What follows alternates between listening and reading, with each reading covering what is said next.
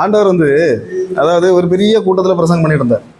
பிரசங்கம் பண்ணிட்டு இருந்தவர் திடீர்னு பிரசங்கம் முடிச்சவங்கள சொன்னார், அதை பிரசங்கம் கேட்டு இருந்தவங்கள்ட்ட சொன்னார், நீங்கள் வீட்டுக்கு போங்க. சீசர்கிட்ட சொன்னார், நீங்கள் அக்கறைக்கு போங்க. இவர் ஒரு மலைக்கு போனார். எங்கே போனார்? மலைக்கு போனார். அல்லேலூயா. அப்போ மலைக்கு போனவர் பாருங்க, இந்த கடலுக்குள்ளே போனாங்க இல்லையா, கொஞ்ச நேரம் அவனோட நடுராத்திரி பாதுராத்திரியில் அல்லேலூயா ஐயோன்னு சத்தம் போட்டாங்களா, அம்மானு சத்தம் போட்டாங்களா, ஆண்டவரையும் சத்தம் போட்டாங்களாங்கிறது அதில் இல்லை. ஆனால் ஒரு சத்தம் பாருங்க, நாம இன்னைக்கு தண்ணிக்குள்ள கிடந்து சத்தம் போடல, எங்க இருந்து சத்தம் போடும்? சபையில இருந்து சத்தம் போடும். அதனால தைரியமா சத்தம் போடணும். அல்லேலூயா. இன்னொன்னு என்னன்னா, அந்த நேரத்துல பாருங்க, அந்த சத்தத்திலையும் அவர் பாதி ராத்திரியில எத்தனாம் மணி வேலையில 4 மணி நேரத்துல என்ன செய்தாரு? வந்துட்டாரு. இன்னைக்கு நீங்க எந்த ராத்திரி சத்தம் போட்டாலும் இறங்கி உங்களுக்கு ஒரு ஆசீர்வாதத்தை தருகிற ஒரு கர்த்தர் உண்டு. அந்த கர்த்தர் மட்டும் இந்த இடத்துல இருக்கிறானே நம்புறவங்க மட்டும் கரங்களை தட்டி அல்லேலூயா. ஆமென். இன்னைக்கு அவர் வந்தாரு சரிதான், வரும்போது தூரத்தை வரும்போது பிசாசு சொல்லிட்டான். சொன்னானே இல்லையா? பிசாசு அப்படிதானே. பாருங்க, ஆண்டவர் தூரத்துல இருந்தா எல்லாருக்கும் கண்ணுக்கு எப்படிதான் தெரியும்? பிசாசா தான் தெரியும். ஆனா பக்கத்துல வந்தா தான் எப்படி தெரியும்? அது ஆண்டவர். இன்னைக்கு அவர் உங்க பக்கத்துல இருக்காரா இல்ல தூரத்துல இருக்காரா? பக்கத்துல இருக்காருன்னு சொல்றவங்க மட்டும் 2 கரங்களையும் தட்டி அந்த பரலோகத்துக்கு நேராக அல்லேலூயா. பாருங்க, ஆண்டவர் கொஞ்சம் அதாவது கொஞ்சம் ஒரு 70 பேரை தேர்ந்தெடுத்தாரு. எங்க வேணாலும் கூட்டிட்டு போறதுக்கு மாறதுக்கும் எடுக்கும். பிறகு பார்த்தாரு, இதுலயும் தனியா பிரிச்சு ஒரு 12 பேரை தேர்ந்தெடுத்தார். அதுக்கப்புறம் பாருங்க, ஒரு 3 பேரை, இது 12 கூட சரியாகாது, ஒரு 3 பேரை இவங்களை தான் எங்க கூட்டிட்டு போவாரு? இந்த மருவ மலைக்கும் கூட்டிட்டு போவாரு, ஒலிவ மலைக்கும் கூட்டிட்டு போவாரு, இந்த யாயிரின் மகளை எழுப்புறதுக்கு, இதுக்கெல்லாம் இந்த மாதிரிப்பட்ட இம்பார்ட்டன்ட் இடங்களுக்கெல்லாம் யாரை கூட்டிட்டு போவாரு? இந்த 3 பேரை தான் கூட்டிட்டு போவாரு. அப்ப பாருங்க, ஒரு தடவை கடைசியில் இந்த கெத்சமனி கூட்டிட்டு போனார். அப்படிதானே? கூட்டிட்டு போன பாருங்க, இவங்க என்ன செய்தாங்க அப்படின்னா, மத்தேயு 26:43 வாசிக்க பார்க்கலாம். இன்னும் எத்தனை பேருக்கு நித்திரை வருது? இப்போ இன்னும் எத்தனை பேர் நித்திரையா இருக்கிறீங்க இப்போ இந்த இடத்துல? அல்லேலூயா. சில பேரே கண்களை பார்த்தா நல்ல ஒரு தூக்கம் வந்துட்டு தான் இருக்கு. ஆமென். பாருங்க, இவங்க என்ன பண்ணாங்க? நித்திரை பண்ணி கொண்டிருந்தார்கள். அப்போ பாருங்க, நான் என்னடா இவங்க நித்திரை பண்ணிடுறாங்க அப்படின்னு சொன்னா, அந்த லூக்கா 22:41 எடுத்து பாருங்க. அவர் கல்லறிகிற தூரத்துல இருந்தார். எங்க இருந்தாரு? கல்லறிகிற தூரத்துல. அவர் ஆண்டவர் எப்பவுமே தூரத்துல இருந்துட்டாருனாலே தூக்கம் வரும். அல்லேலூயா. தூக்கம் வருமா ராதா? இப்போ வெளியே தூரத்துல இருக்காருன்னா உங்களுக்கு கண்டிப்பா தூக்கம் வரும். ஆமென்.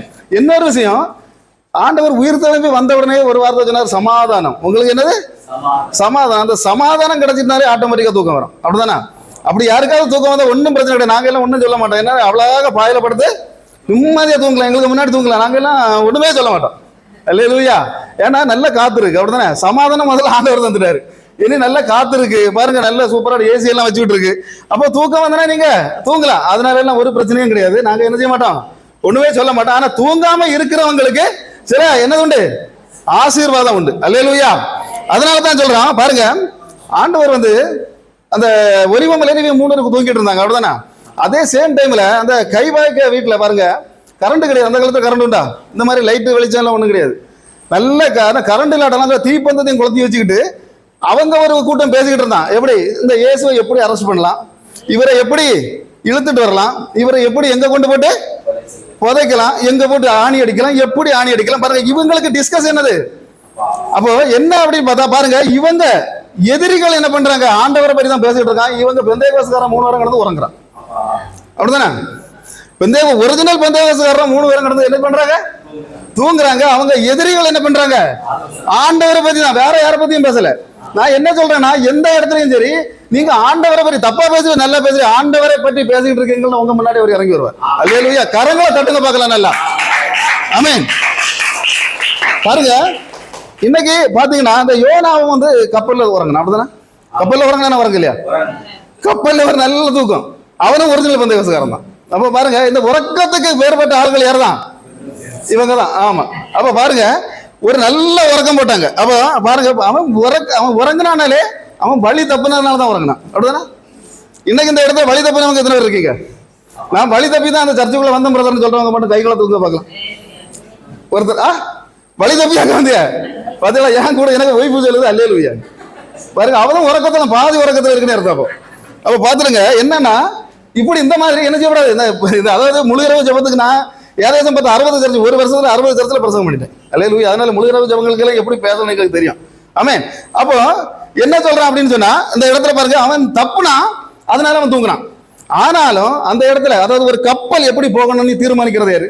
அந்த மாலுமியும் யாரு கூட இருக்க, மாலுமிக்கு கூட இருக்க கேப்டனும்.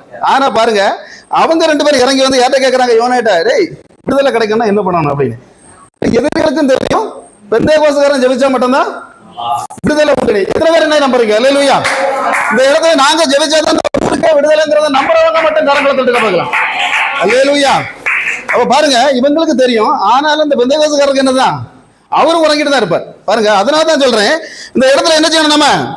அல்லேலூயா. என்ன செய்யணும்? ஒரு தூக்கங்கிறது வரக்கூடாது. மற்ற ஜாதிகாரங்களை நம்மள நம்புவான். எப்படி? மற்ற ஜாதிகாரங்கெல்லாம் எப்படி இவங்களை வந்து இவங்க ஜெபம் பண்ணாங்கன்னா காரியம் நடக்கும் அப்படிங்கிறத நம்புவான். ஆனா நம்ம ஆளு பாருங்க, ராசப்பை அங்க இருந்து சர்ச்சைக்கு பைபிள் இருந்துக்கிட்டு இப்படி கிளம்புவாரு. இடையில ஒரு பூனை குறுக்க சடிச்சா போதும். அல்லேலூயா. ராசப்பா என்ன செய்வாரு, ராசம்மா நான் என்னத்தையோ மறந்து வச்சுட்டேன், அது ஒன்னு எடுத்துங்கடா அப்படியே நடந்து வருவாரு. அந்த அம்மா சொன்னா, ஒன்னும் இல்லம்மா, ஒன்னும் இல்லையா, நீ ஒன்னும் மறக்கல, நீ போக மாட்டாரு. 10 நிமிஷம் கழியாம குறுக்க வந்தது என்னது? பூனலே. அந்த ஆளுக்கு என்னது? பைபிளை பத்தியும் நம்பிக்கை கிடையாது, என்ன கிடையாது, ஆண்டவரையும் நம்பிக்கை கிடையாது. நம்பிக்கை உள்ளதெல்லாம் பூனைக்கு மட்டும்தான். அல்லேலூயா. அதனால தான் சொல்றது என்னன்னா, பெந்தேகோஸ்தேக்காரங்க இந்த மாதிரிப்பட்ட காரியங்கள்ல என்னைக்கு வெளியே வராங்களோ அன்னைக்கு தான் ஒரு ஆசீர்வாதம் வரும். அல்லேலூயா. பாருங்க, நம்ம இந்த இடத்துல வந்து இந்தியாவின் அப்போஸ்தலன் ஒருத்தர் அறியப்படுகிறார். யாரு? பாஸ்டரா? பாஸ்டர்னு சொல்றாங்க. அல்லேலூயா. இந்தியாவின் அப்போஸ்தலன் யாரு? எந்த பாஸ்டரும் இல்ல, எந்த டீக்கனாரும் இல்ல. இந்தியாவின் அப்போஸ்தலன் அப்படின்னு அறியப்படுகிறவர் யாருன்னா சாது சுந்தர் சிங். அல்லேலூயா. இவர் ஏன் இப்படி அறியப்படுகிறார் அப்படின்னு சொன்னா பாருங்க, ஒரு கிணத்துக்குள்ள தூக்கி போட்டாங்க ஒரு தடவை. எதுக்கு? இவனை என்னமா இவன் வாழக்கூடாது, ஏன்னா வாழ்ந்தா என்ன செய்வான், பிரசங்கம் பண்ணுவான், அநேக பேரை என்ன செய்வான், பரவத்து நேரம் திருப்பான். அப்ப பாருங்க, இவனை தூக்கி என்ன பண்ணிட்டாங்க, கிணத்துக்குள்ள போட்டு மூடி கிளியராட்டு என்ன பண்ணிட்டாங்க, பூட்டு சாவி போட்டு ஒரு இதில் செவரில் மட்டும் தொங்க போட்டாங்க. அப்ப தொங்க போட்டவன பாருங்க, அடுத்த நாள் காலையில இவர் சந்தையில பிரசங்கம் பண்ணிட்டு இருக்காரு. எங்க இருந்து? நடு சந்தையில பிரசங்கம் பண்ணிட்டு இருக்காரு. அப்போ ஒரு வந்து கேட்டாதே, இவர்கிட்ட சாவியை கொடுத்தது யாரு, இவர் கிணத்துக்குள்ள இவனை தூக்கி விட்டது யாரு அப்படின்னு பார்த்தா, இல்ல நாங்க சாவியெல்லாம் கதை வந்து பாக்குறான், செவரில் சாவி தங்கிட்டு பாருங்க. சாவியை பார்த்தாக்கி ஆளு எங்க ஓடி போய் பார்க்கும்போது ஆளு சந்தையில தான் நிற்கிறார். யார் தூக்கி விட்டா? தூதன். அல்லேலூயா. இன்னைக்கு உங்களை அந்த இடத்துல இருந்து ஒரு தூதன் தூக்கி விடணும். அல்லேலூயா. நம்புறவங்க மட்டும் நல்ல கரங்களை தட்டுங்க பார்க்கலாம். அப்போ பாருங்க என்ன அப்படின்னா, அதாவது இந்த சாது சுந்தர் சிங்க என்ன செய்யணும், ஜபத்துல இருந்தவங்க இப்படி நிறைய ஆவிகள் உண்டு, அப்படிதானே? நிறைய ஆவிகள் என்ன செய்யும், அந்த ஆள்களை நம்ம என்ன செய்யணும், அப்படி அந்த ஜபம் பண்ணிட்டு இருக்கோம்னா அந்த ஜபத்தை விட்டு வெளியே தள்ளுவதற்காக சில அந்நிய சக்திகள் என்ன செய்யும், போராடும். அப்ப பாருங்க, இவங்க எதிரில் இருந்தவங்க எல்லாம் ஒரு பிளான் பண்ணாங்க. என்ன செய்யணும், இந்த சாது சுந்தர் சிங்கோட அந்த மகள் இல்ல யாரு, சாது சுந்தர் சிங்கோட அதாவது முறப்பெண்ணை கூப்பிட்டு என்ன செய்தாங்க அப்படின்னா, அதாவது கொஞ்சம் ட்ரெஸ் குறைச்சி, மேக்சிமம் எவ்வளவு ட்ரெஸ் குறைக்க முடியுமோ அந்த அளவுக்கு குறைச்சி என்ன பண்ணாங்க, அப்படியே கொடுத்து அனுப்பி விட்டாங்க.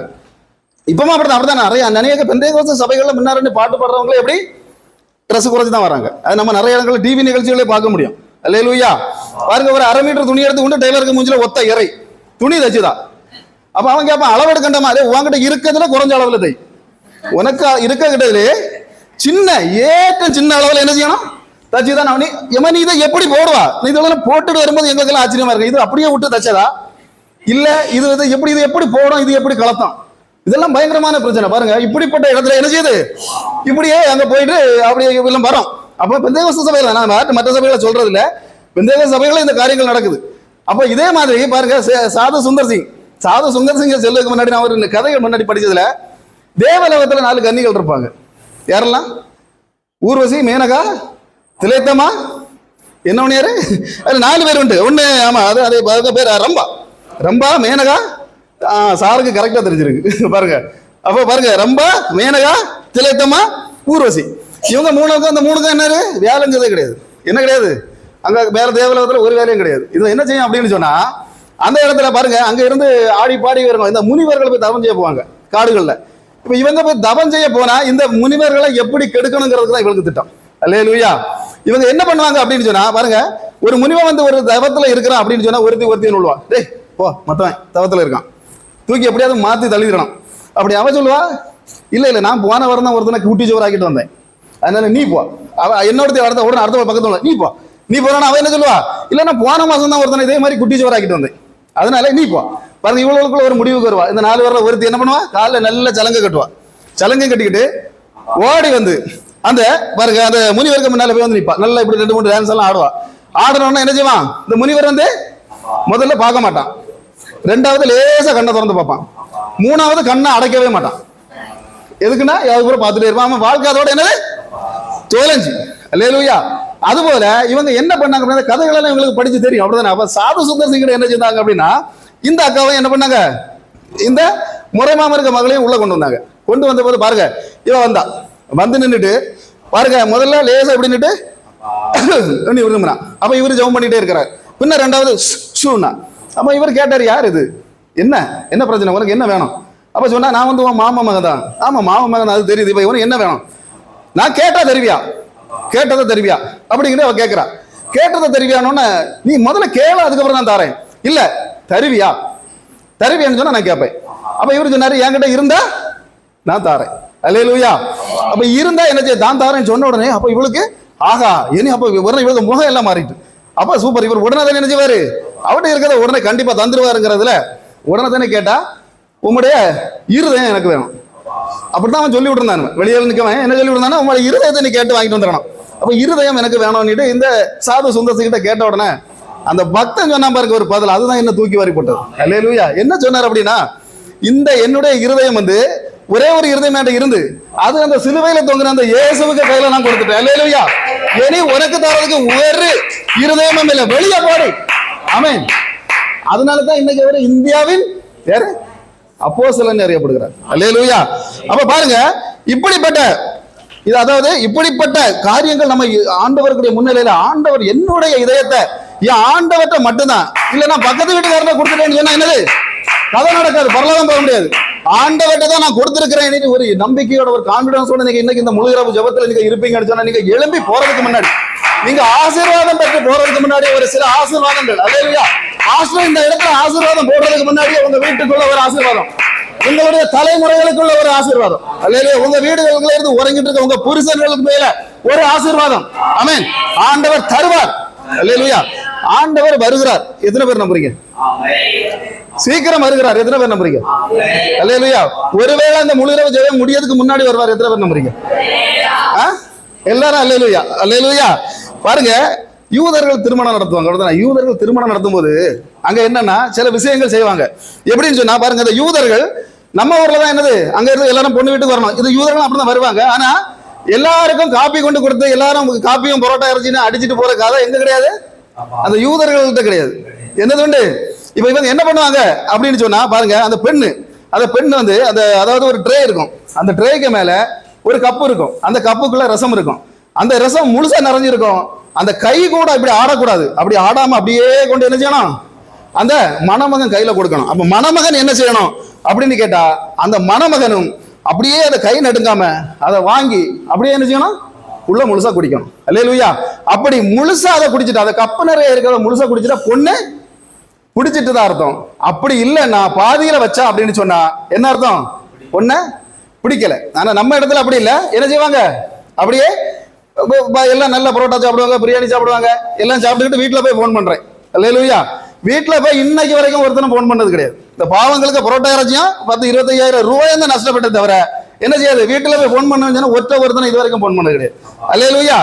அப்ப பாருங்க, இப்ப என்ன நடக்குது அப்படின்னு சொன்னா, அந்த இடத்துல வச்சு பாருங்க, இந்த இடத்துல அந்த மணமகன் என்ன செய்வார்னா, உடனே பாக்கெட்டுக்குள்ள கையை போட்டு ஒரு திரம பணத்தை எடுப்பார், எடுத்து அவ பிள்ளை அந்த பொண்ணுக்கு கையில கொடுப்பார்.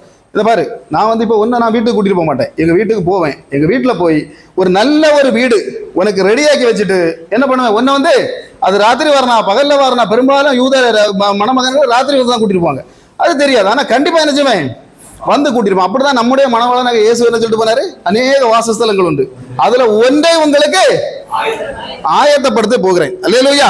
அதனால அந்த ஆயத்தப்படுத்தி போன ஆண்டவர் திரும்ப வருவாரா வர மாட்டாரா? யூத, அதாவது நம்ம ஒரு மணமகன் ஒருவேளை திரும்ப வராம இருக்கலாம், போன் பண்ணாம இருக்கலாம்.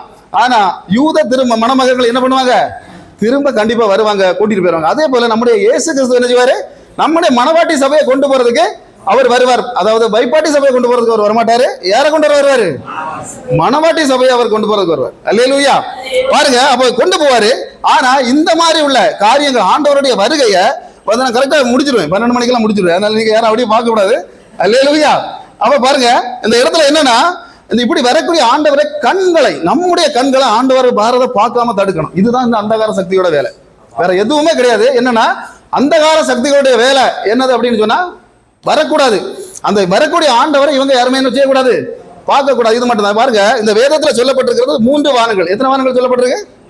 3 வானங்கள். அப்ப ஒரு வானம் எதனா ஆதியாகமம் 1:8 சொல்லப்பட்டிருக்கு. ஆண்டவர் என்னது, வானத்தையும் பூமியையும் படைத்தார். அதுபோல 2வது வானம் எபேசியர் 6:12 சொல்லப்பட்டிருக்கு. அதை ஒண்ணே வாசிங்க பார்க்கலாம். அதனால எங்க இருக்கு என்ன அப்படின்னு கேட்டீங்கன்னா, இதுல என்னது விஷயம் அப்படின்னு சொன்னா, இந்த 2வது வானத்துலதான் எது இருக்கு இருக்கு.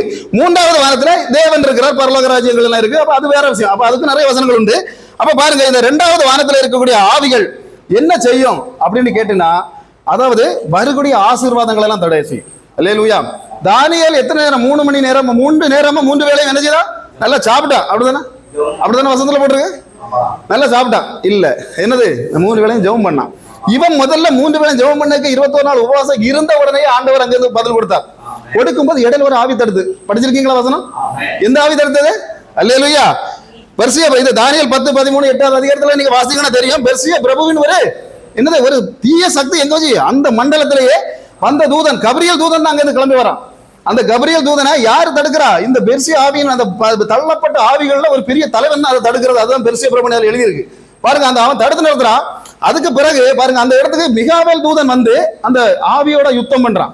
யுத்தம் பண்ணின பிறகுதான் அதனால இந்த கபிரியல் தூதனால திரும்ப தானியல்கிட்ட வரப்போ தானியல் வந்து அவன் ஒரு வார்த்தை சொல்றான், நான் 21 நாளைக்கு முன்னே, நீ என்னைக்கு முழங்கால நீ அன்னைக்கு மேல இருந்து கீழே வந்துட்டேன். ஆனா இடையில ஒரு ஆவி என்ன தடுத்து நிறுத்துகிறது. நிறுத்துச்சா நிறுத்தலையா? இப்படிப்பட்ட ஆவிகள் உண்டு. அல்லேலூயா. பாருங்க வஞ்சிக்கும் ஆவிகள் எப்படி இருக்கும் அப்படின்னு சொன்னா, பாருங்க சவுல்ல பாருங்க இந்த சூனேமிய பிரதேசத்துல குடியாருன்னா சில யார அந்த பெரிஸ்தீர்ல பாக்குறான். அப்படிதான் பெரிஸ்தீர்ல பார்த்த உடனே பயம், இவனுக்கு பயம் கொடுத்துட்டு, ஏன்னா தாவீது இல்ல கூடல பாருங்க பயம் கொடுத்த இவன் என்ன செய்யறான் அப்படின்னு சொன்னா, பயந்து போய் ஆண்டவர்கிட்ட போய் என்ன அந்த காலத்துல என்ன செய்வாங்க, ஏபோத்த வழியை காப்பாங்க. தீர்க்கதரிசிகள் இல்ல அந்த நேரத்துல. பாருங்க கேட்கறதுக்கு எதுவும் இல்லை, ஆண்டவர் பதிலே கொடுக்கல. இவன் ஒரு தீர்மானம் போடுறான், ஏதாவது ஒரு செத்து போன ஆவி கிடைச்சுனா போதும், அந்த ஆவிட்ட கேட்டு நம்ம ஜெயிப்போமா தோப்பமாங்கிறத நம்ம அறிஞ்சுக்கலாம் அப்படிங்கிறத போறதுல அவன் எங்க போறான் பாருங்க. 1 சாமுவேல் 28:11 வாசிக்க பார்க்கலாம். டக்குன்னு வாசிருங்க சீக்கிரம். 1 சாமுவேல் பிரேத குழியை யாரும் அறிய மாட்டா, இந்நாள் வரைக்கும் வேதாகமம் சொல்லுது, யாரும் அறிய மாட்டாங்க. ஏன் அப்படின்னு சொன்னா அதுக்கு ஒரு ரகசியம் உண்டு. பாருங்க இயேசுவுக்கு அடுத்தபடி பெரிய தீர்க்கதரிசி யாருன்னு கேட்டா மோசே, பெரிய ரட்சகன் யாருன்னு கேட்டா மோசே. ஒரே நேரத்தில் 30 லட்சத்துக்கு அதிகமானவங்களை எங்க ரட்சம் பண்ணி கொண்டு வந்தான். இஸ்ரவேல் தேசத்துல இருந்து அவன் கொண்டு வந்தான், எகிப்து தேசத்துல இருந்து கொண்டு வந்தான் பாருங்க. அப்போ இவ்வளவு பெரிய ஒரு ரட்சகன் அங்க இருந்து கொண்டு வர, அவன் இறந்தான் என்ன செய்வாங்க, அந்த இடத்துல கல்லறை கட்டுவாங்க. கல்லறை சாதாரண கல்லறை இருக்காது, எகிப்துல இருந்து வரவன் ஒரு ராஜகுமாரன். அந்த ராஜகுமாரன் கட்டக்கூடிய கல்லறை எப்படி இருக்கும் அப்படின்னா, இன்னைக்கு மம்மீஸ் கட்டி வச்சிருக்காங்க. அப்படிதான் மம்மீஸ் பிரமிடுகள் 40 ஏக்கர்ல ஒரு பிரமிடு இருக்கு, 150 அடி 200 அடி 300 அடி உயரத்துல. அதெல்லாம் நான் எங்க சர்ச்சில எல்லாம் பிரசங்கம் பண்ணிருக்கேன். 1 மணி நேரம் ஒரு பிரமிடை பற்றி பிரசங்கம் பண்ணோம்னா. அல்லேலூயா. பாருங்க இப்படிப்பட்ட இந்த பட்ட இதுகளை என்ன பண்ணுவாங்க, விக்கிரக மாட்டோம் அதுல என்ன செய்வாங்க, கட்டிடுவாங்க. அப்ப பாருங்க இன்னைக்கு பாருங்க சவேரியார் இருந்த இடத்துல விக்கிரக கோயில்கள். ஒரு என்ன பாருங்க, அந்த அவருக்கு பேர் என்ன, தேவ சகாயம் புலியூர் குறிச்சி அப்படிதானே, அவர் இறந்தாருன்னா அந்த இடத்துல ஒரு விக்கிரக ஆராதனை கோயில். அது மாதிரி பாருங்க செபஸ்தியார் இருந்தா அந்த இடத்துல. அப்ப பாருங்க புனிதர்கள். இந்த மாதிரி இந்த மோசே இருந்தாலும் அந்த இடத்துல என்ன பண்ணிடுவாங்க, ஜனங்கள் எல்லாம் பெரிய ஒரு விக்கிரக ஆராதனை கட்டி அவ்வளவு ஜனங்கள் அதுல போய் விக்கிரகம் செய்யும். அப்ப ஆண்டவர் அதை என்ன செய்யல, விரும்பல, கல்லறையே தெரியக்கூடாதுங்கிறத மறந்தார். அந்த இடத்துல கூட 2 பேருக்கு சண்டை வருது பாருங்க. யாருக்கெல்லாம் மிக, அதாவது யூதா 1:9 எடுத்து வாசிங்க.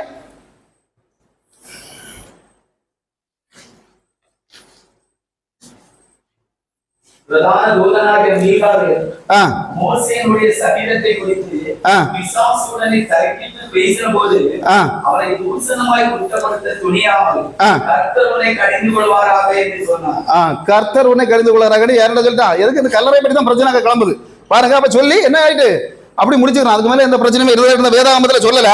அப்ப என்னன்னா இந்த மாதிரி அசுத்தமான சக்திகள் என்ன செய்துட்டு இருக்கோம், நம்ம எவ்வளவுதான் ஜெபம் பண்ணாலும் நமக்கு எதிராக போராடிக்கிட்டு தான் இருக்கும். இது என்னைக்கு இந்த பூமியை விட்டு வெளியே போகும் அப்படின்னு சொன்னா, நீங்க இப்ப வாசிக்கிறதா பரவாயில்ல, வெளிப்படுதல் 12, 7, 8 வசனங்கள் நீங்க வீட்டுல போய் வாசிங்க.